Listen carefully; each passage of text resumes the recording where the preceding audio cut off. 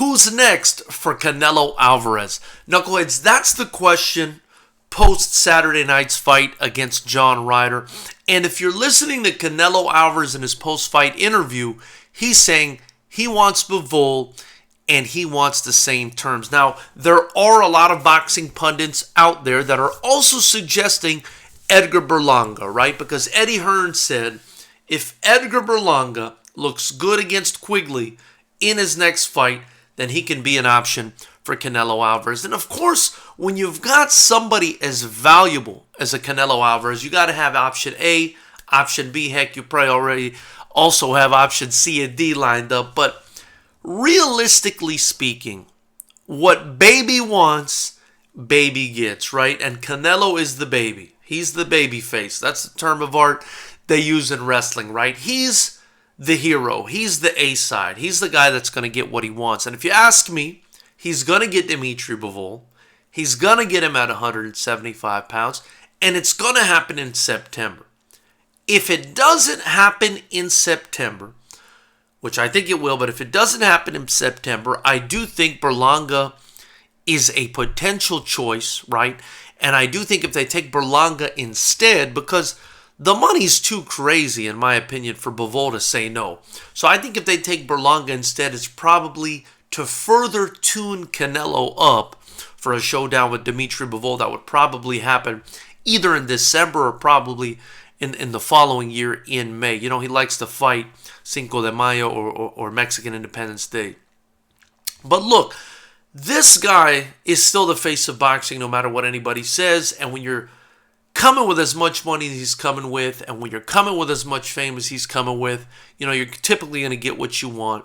And Canelo Alvarez, even though I don't love the opponents he's picked for himself every single time, and I don't necessarily agree with having to go up and down in weight classes to be great, I think instead cleaning out your division can make you just as great if you're fighting top quality guys.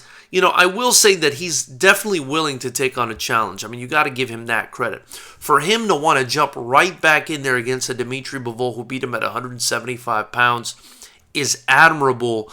And a lot of people are saying that because of his performance on Saturday against John Ryder, that they can't see him beating Dimitri Bivol. And I'll go as far as to say that I said that same thing at the post-fight live on Saturday. As you guys know, we go live immediately after the fights on Saturday. But I've had a few days now to think about it. I've had a couple days to think about it. And I went back and I watched the Bivol versus Canelo fight. And, you know, I do think Canelo was having success in the first half of that fight. I do think Canelo has historically had stamina issues, and I think Bivol doesn't. And I do think that's why he was able to come on so strong. I do think Canelo as well is such an intelligent fighter and such an accomplished fighter that he could very realistically come up with some sort of adjustment in his game plan to beat Bivol. I wasn't saying that on Saturday night, right? But I've had some time to think about it. I went back and watched the fight. And you look at his career in hindsight and you look at it in perspective and how he was able to come back from that Floyd fight and look so much better afterwards. And you say to yourself, man, if there's anybody that can come back and turn it around, it's Canelo Alvarez. And, you know, I am also not of the opinion that Canelo's on the decline. I mentioned that, I believe, on Saturday night as well. I think a lot of people think he's on the decline. I don't think he's on the decline. Not finishing a guy in John Ryder who's barely ever been finished does not make you on the decline. If that were the case, right, riddle me this, because John Ryder beat Danny Jacobs in a close fight that could have gone either way, but Canelo didn't finish Danny Jacobs either, right? So was Canelo over the hill when he didn't finish Danny Jacobs? Why would he be over the hill if he didn't finish John Ryder? You know, I know that fight math doesn't always work out that way, but that's my question to you guys.